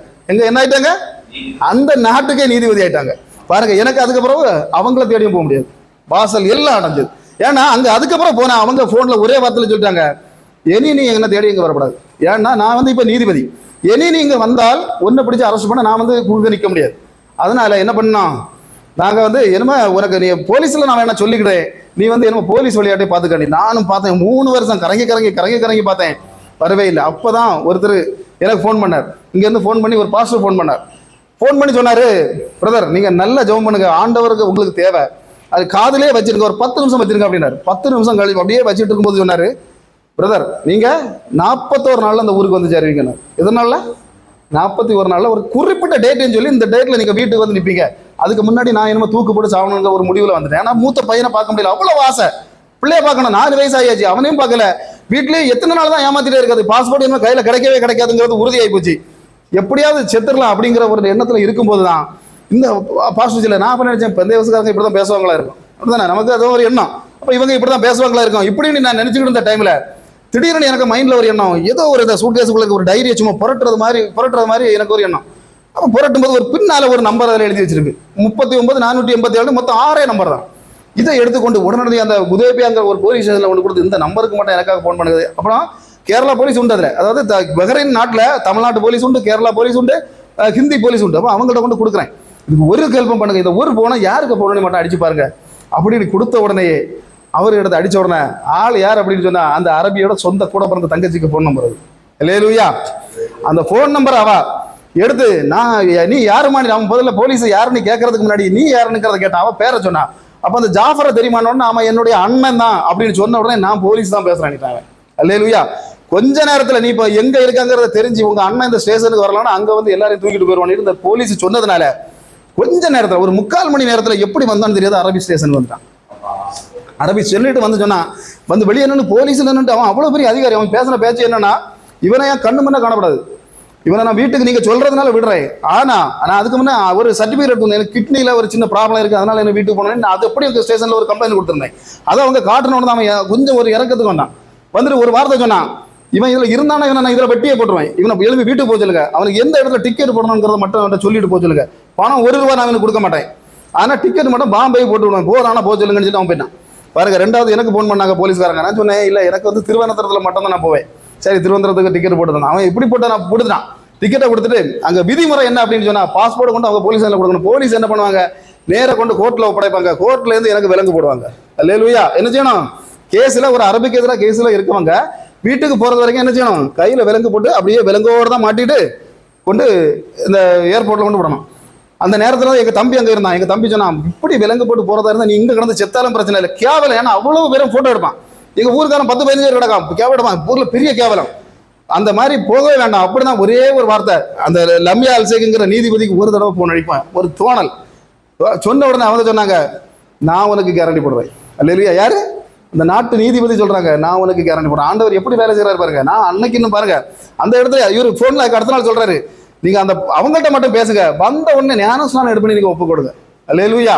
ஞானஸ்நானம் எடுப்பேன் நீங்க ஒப்புக்கொள்ளுங்க, உங்க ஆண்டவர் வந்து உங்களை வேற லெவல்ல நடத்துவார் அப்படின்னு சொன்னார். பாருங்க, நான் அந்த இடத்துல நான் உடனே நினைச்சேன், எப்படியாவது நம்ம போன உடனே நம்ம ஞானஸ்நானம் எடுக்கணுங்கிற முடிவுக்கு வந்தேன். ஆனா என்ன பாச்சுன்னா, அவங்க ஜட்ஜி அவங்க என்ன பண்ணாங்கன்னா, ஃபோன் பண்ணி குதேபியாங்கிற போலீஸ் ஸ்டேஷனுக்கு ஃபோன் பண்ணி, இந்த பையனை எந்த விலங்கும் போடாம பாஸ்போர்ட் அவங்க கையில கொடுத்து அவனே அனுப்பிடுங்க, அவன் வீட்டுக்கு போறதுக்கு நான் பொறுப்பு, அது எதுவாக இருந்தால் நான் பார்த்துக்கிறேன்னு சொன்னாங்க. அப்படியே அந்த பாஸ்போர்ட் என் கையில் வந்தது. இது வரைக்கும் பஹ்ரைன்ல ராஜ்யத்தில் யாருக்கு கையிலையும் பாஸ்போர்ட் கொடுத்து வீட்டுக்கு அப்படி வந்தது கிடையாது. நான் முதல்ல வந்து இறங்கினேன். அல்லேலூயா. பாருங்க, அன்னைக்கு வந்து இறங்கினேன் நான். அதுக்கப்புறம் திரும்பவும் ஊர்ல போய் போட்டி போட்டு பின்னா என்னது அடுத்த பொறுப்பு. அல்லேலூயா. செயலாளர் பொறுப்பு. அப்பதான் ஆண்டவர் போட்டார் ஒரு அடி. எப்படி அந்த பவுலுக்கு போட்டார் பதில் ஒரு டார்ச் லைட் எடுத்து ஒரு அடி, அப்படி ஓடி வரும்போது ஒரு அடி வந்த எப்படிப்பட்டவங்களாம் அடிச்சு தள்ளதுக்கு ஒரு டார்ச் லைட் ஒரு கையில உண்டு. என்ன ஒத்த அடி, அடிச்ச இடத்துல நான் கீழே விழுந்தேன். அல்லேலூயா. கீழே விழுந்த பிறகு தான் இவரை எனக்கு பழக்கம். அதுக்கப்புறம் தான் கீழே விழுந்து கிடக்கும்போது எங்க எல்லாமே போனோம். அங்க போனோம். அது எப்படி இருந்துச்சுன்னா, முதுகெலும்பு இங்க இருந்து இங்க வரைக்கும் ஸ்கேன் எல்லாம் எடுத்து பார்த்தா டோட்டல் பாதிச்சுட்டு என்ன செய்ய முடியாது. ஆபரேஷன் நம்ம கிம்ஸ்ல போய் கேட்டோம், 15 லட்சம் ரூபாய் செலவாக்கணும். ஆனா கழுத்த எத்தனை வருஷத்துக்கு 7 வருஷத்துக்கு 15 லட்சம் ரூபாய், இப்போ 50 லட்சம் ரூபாய் சமம். பாருங்க, அவன் சொல்றான் என்ன சொன்னாங்கன்னா, கழுத்துல எடுத்து ஆபரேஷன் பண்ணலாம், ஆனால் எழும்பி திரும்ப நடக்க முடியுமா இல்லையாங்கிறது டவுட் தான் சொன்னாங்க. அல்லேலூயா. அப்போ எனக்கு ரொம்ப சங்கடமா இருந்தது. அதுக்கு அடுத்தது பாஸ்டர் வந்து விளக்குவார், நீங்க எங்கேயும் போவாதுங்க 1-2 ஆஸ்பத்திரியில் என் கூட வந்து படுத்திருந்தார். அப்படிதான் பாஸ்டர் 2 சர்ச்சைகளில் வந்து நான் படுத்திருக்க பெட்ரோல்ல எனக்கு இது ஏறிட்டு இருக்கோம், அவரு கிட்ட படுத்திருப்பாரு. அவர் சொல்லுவார், போவாதுங்க, இது ஒரு முள்ளு, ஆண்டவர் போட்ட முள்ளு, நீங்க போகவே செய்யாதுங்க, இது உங்களை சரிப்படுத்தவே மாட்டார், நீங்க சரியாடு திரும்பி ஆண்டவருக்குள்ள வந்தா மட்டும்தான் உங்களை என்ன பண்ணுவார். நான் வந்து பாருங்க, ஆஸ்பத்திரியில் இல்லாத நேரத்தில் சர்ச்சில் வந்து ராத்திரி படுத்திருப்பேன். அப்போ இப்படி வந்து படுத்திருக்கதான் போறதா இப்படிலாம் நடந்துகிட்டே இருந்தது. என்ன நடந்தது அப்படின்னு சொன்னா, பாருங்க, அடுத்தது நேரம் நாங்க 2 பாஸ்போர்ட் தெரியாம சேலத்துக்கு போனோம் ஒரு ஆஸ்பத்திரி. அங்கேயும் ஒரு பதில் சொன்னாங்க, ஐயே இவனுக்கு தலைக்கு சுகம் இல்லை. நான் என்ன வெளியே வந்த உடனே இவனுக்கு கொஞ்சம் இது சரியில்லை நான் போய் போட்ட சொல்லிட்டாங்க. இவன் என்ன பாருங்க, நாகர்கோவில் இறங்கணும்னா மனநல ஆஸ்பத்திரிக்கு போகணும். பாருங்க, மனநல ஆஸ்பத்திரிக்கு போனோம். அங்கேயும் பார்த்தோம், அது கூட பாஸ்போர்ட் தெரியாது. அப்போ இப்படியெல்லாம் காரியங்கள் நடந்துட்டு இருக்கும்போது கடைசியில் வந்து 40 பேர் அந்த டைம்ல என்கிட்ட வேலை பார்த்துட்டு இருந்தாங்க. அப்படியே படுத்த இந்த இடத்துல எல்லாம் நிறைய வேலைகள் எனக்கு உண்டு. வேலை செய்யும்போது இவங்க வருவாங்க, வேலை செய்வாங்க, போவாங்க. ஆனால் ஒழுங்கா வேலை செய்ய மாட்டாங்க. காசுகள் எல்லாம் நான் கடன் வாங்கி 10-40 லட்ச ரூபாய் மேலே கடன் வாங்கி கொடுத்தேன். ஆனா என்ன நடக்காது, இவங்க நம்ம சைட்டுக்கு வர முடியாது. ஒரு இடத்துக்கு கன்னியாகுமரி போனா என் ஒய்ஃப் தான் என்ன பண்ணுவா, பைக் ஓட்டிட்டு போய் நான் பின்னால இறங்கி தான் போவேன். அப்படியே 2-3 ஆஸ்பத்திரி தான் ஆர்சி ஃபாதர் மாதிரி நடத்தக்கூடிய ஆஸ்பத்திரிகளுக்கெல்லாம் நாங்க 2 பேரும் அவ ஓட்ட நான் பின்னால இருந்து போவோம். பாருங்க, இன்னைக்கு கார் ஓட்டிட்டு நடக்கிறேன். அல்லேலூயா. பாருங்க, அப்ப இப்படி போனோம். இப்படி எல்லாம் போய் எடுத்து அவர் பாஸ்டர் சொன்னாரு, நீங்க ஒரு முள்ளு தான், நீங்க எந்த இடத்துக்கு போனாலும் உங்களுக்கு என்னது இல்லை, சரி ஆண்டவருக்கு வேலையை நீ செய்வடி நீங்க ஒப்பு கொடுத்தீங்கன்னா உங்களுக்கு விடுதலை. அல்லேலூயா. அன்னைக்கெல்லாம் பாருங்க, ஒரு இன்ஜினியர் இப்படி முன்ன நின்று பேசுறாருன்னா இப்படி நின்று நான் பேசின மாட்டேன், அப்படியே தலை கறக்கி கீழே விழுந்துடும். அப்படி அந்த முதுகு தன் பாதிச்ச பிரச்சனை எனக்கு. பாருங்க, அப்ப அப்படிலாம் நடந்துகிட்டு இருந்த டைம்ல இன்னைக்கு பாருங்க 5000 பேர் 10,000 பேருக்கு இப்படி சர்ச்சில் பிரசங்கம் பண்றேன். 1.5 வருஷம் தான் ஆச்சு. 1.5 வருஷத்துக்குள்ள இது 56வது சர்ச்சு இது பிரசங்கம் பண்றது. அல்லேலூயா. ஆண்டவர் தூக்கி உயர்த்தினாரா இல்லையா?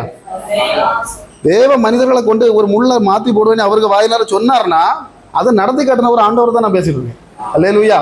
இன்னைக்கு பாருங்க, நேற்றைக்கு தான் இன்னைக்கு பாஸ்டர் சொன்னாங்க சர்ச்சில் பிரசங்கம் பண்ணி, பிரசங்கம் பண்ணக்கு வீட்டை விட்டு வெளியே இறங்கும் போது தான் சென்னையில இருந்து ஒரு போன் வருது, தொலைக்காட்சியில இருந்து, டிவியில இருந்து, உங்க மெசேஜா எங்க டிவியில கொடுக்க முடியுமா சென்னையில, உங்க டைமை சொல்லுங்க, நாங்க ஷூட்டிங் எடுக்கிறோம். எப்படி உங்க மெசேஜ்களை நாங்க யூடியூப்ல பார்த்தோம், எங்களுக்கு அவ்வளவு பிடிச்சிருக்கு, நீங்க அங்க வாங்க. அப்ப என்னைக்கு சார் நான் வரணும்னு கேட்டது சொன்னாங்க, உங்க டைமை சொல்லுங்க, நாங்க ரெடியா இருக்கோம். இல்லைன்னா நாங்க 6 பேர் கிளம்பி அங்க இருந்து இங்க வந்து ஷூட்டிங் எடுக்க வரோம், எங்களுக்கு நீங்க 5 பைசா தரேன்டா. உங்க சாட்சி உலகம் முழுசும் போறதுக்கு பெரிய தொலைக்காட்சி இது. பாருங்க, நான் சொன்னேன் ஈஸ்டர் வரைக்கும் எங்க சர்ச்சில் ஈஸ்டருக்கு நான் தான் பிரசங்கம். அது முடிச்சுக்கிட்டு நான் ஒரு டேட்டை சொல்லுவேன், அன்னைக்கு வருவேன். இன்னைக்கு தொலைக்காட்சிகளிலையும் ஆண்டவர் என்ன பேச வச்சிருக்காரு. அல்லேலூயா. இன்னைக்கு அதனால தான் என்னைக்கு நான் தேவ மனிதர்களை நம்புங்க. நீங்க அல்லேலூயா. தேவனை நம்புங்க. தேவ மனிதர்கள் சொல்லக்கூடிய தீர்க்க தரிசனம் நமக்கு கண்ட இடங்கள்ல போய் எதையும் கேட்டுக்கிட்டு ஆஸ்பத்திரிக்கும் அங்கே இங்கே அலைஞ்சு தெரிஞ்சுங்கன்னா விடுதலைங்கிறதே கிடையாது. அல்லேலூயா. அதனாலதான் இப்படி நாங்க நம்புறதுனாலதான், நம்பினதுக்கு அப்புறம் தான் பாருங்க எல்லாத்தையும் தூக்கி எறிஞ்சிட்டோமா. ஆர்சியில எல்லாம் எங்களை விட பெரிய ஆளெல்லாம் எங்க ஊர்ல இருந்த மாதிரி எனக்கு தெரியல. பாருங்க தூக்கி எறிஞ்சிட்டோம். தூக்கி எறிஞ்சிட்டு இன்னைக்கு வந்து பார்க்கறதுல ரொம்ப இதாட்டு எங்களை ஒரு மதிப்பா வச்சிருப்பாங்க. ஏன்னா எப்பவுமே இவங்க தான் ஜெயிப்பாங்க, எப்பவுமே நாங்க என்ன ஜெயிப்போம். அப்படி பாருங்க, அப்படிப்பட்ட பதவி இருந்த ஊர்ல தலைவர் பங்கு பெறாலும் உங்களுக்கு எல்லாம் தெரியும். அந்த டைம்ல எல்லாம் அப்படி பண்ணணும். அங்க உள்ள இந்த கடப்புறத்துல உள்ள அவ்வளவு ஃபாதர்ஸ் மாதிரி எனக்கு ஃப்ரெண்ட்ஸ். ஹல்லேலூயா. பாருங்க சின்னவளை பெரியவளை அந்த பக்கத்துல உள்ள நிறைய ஃபாதர்ஸ் மாறலாம் எனக்கு ஃப்ரெண்ட்ஸ். அப்படி அவ்வளவு காரியமா இருந்தவங்க இன்னைக்கு அவங்க கேட்பாங்க, எப்படிடா நீ மாறினா, எப்படிடா நீ மாறுறாங்கிற ஒரு வார்த்தை அவங்க கிட்ட கேட்கும் போதெல்லாம் நான் சொல்றது, நான் மாறல, என் ஆண்டவர் மாத்தினார். பாருங்க ஒருத்தன் சொன்னா என்கிட்ட, நீ திரும்ப பிச்சை எடுத்துக்கிட்டு திரும்ப அந்த கோயிலுக்குள்ள எங்க வருவா, பிச்சை எடுத்துட்டு இந்த மாதா கிட்ட வருவான்னு சொன்னான். நான் சொன்னேன், நான் நம்பி போற தெய்வம் பிச்சைக்காரன் இல்லடா, நான் பிச்சை எடுத்துட்டு இங்க வர்றதுக்கு. அல்லேலூயா. இன்னைக்கு என்ன பிச்சை எடுக்க விடல அவரு. ஆண்டவர் என்ன கொண்டு ஒரு உயர்ந்த இடத்துல தான் வச்சிருக்காரு. அல்லேலூயா. பல நாடுகள், அல்லேலூயா. பாருங்க 4 வாரம் பாஸ்போர்ட் நேரத்தான் எடுத்தோம். நாடுகள்ல இருந்து போன் வருது, எங்க நாடுகளுக்கு வந்து பிரசங்கம் பண்ணணும். அல்லேலூயா. இன்னைக்கு அதை தான் நாங்கள் பேசிட்டு இருக்கோம். அதனால சொல்றேன், இது சின்ன சபையா இருந்தாலும் பாருங்க, இன்னைக்கெல்லாம் இந்த சபையில இருந்து எங்களுக்கெல்லாம் ரொம்ப வேதனை. அந்த சபையில தான் நாங்கள் இருக்கோம். அந்த சபையில இருந்து அதை அடைச்சி போட்டிருக்கும் போது உண்மையிலேயே ஒரு வேதனை. ஆனா ஆண்டவர் அதுக்குள்ள இருந்து எங்களை எழுப்புறாரு பாருங்க. பாருங்க எந்த இடத்துக்கு போனாலும் உங்க சபை எதுன்னு கேட்கறாங்க, அடைஞ்சு கிடக்கு, அதுல இருந்தா யாரு எழுப்பி வந்தா பாருங்க. அப்படி ஆச்சரியப்படுற அளவுல அல்லேலூயா அப்படி நடத்துறாரு. அதனால உங்க சபைகளே ஒருவேளை நெருக்கடிகள் இருக்கலாமா, உங்க சபைகள் இருந்து சுவிசேஷகர்கள் எழும்புவாங்க. அல்லேலூயா. உங்க சபைகள் இருந்து தீர்க்கதரிசிகள் எழும்புவாங்க. இனி ஒரு தடவை நாங்க வரும்போது நீங்க சொல்லுவீங்க, நீங்க சொன்னது கரெக்டா இருந்தது, எங்க சபையில இருந்து சில தீர்க்கதரிசிகள் எழும்புனாங்கன்னு சொல்லுவீங்க. அல்லேலூயா. நாங்க எப்படி சாட்சி சொல்லுவோம், அந்த சாட்சி உங்க சபைகள் இருந்து எழும்பும். ஆமென். கர்த்தர் தாமே இந்த வார்த்தைகளை ஆசீர்வதிப்பாராக. அல்லேலூயா. ஆமென்.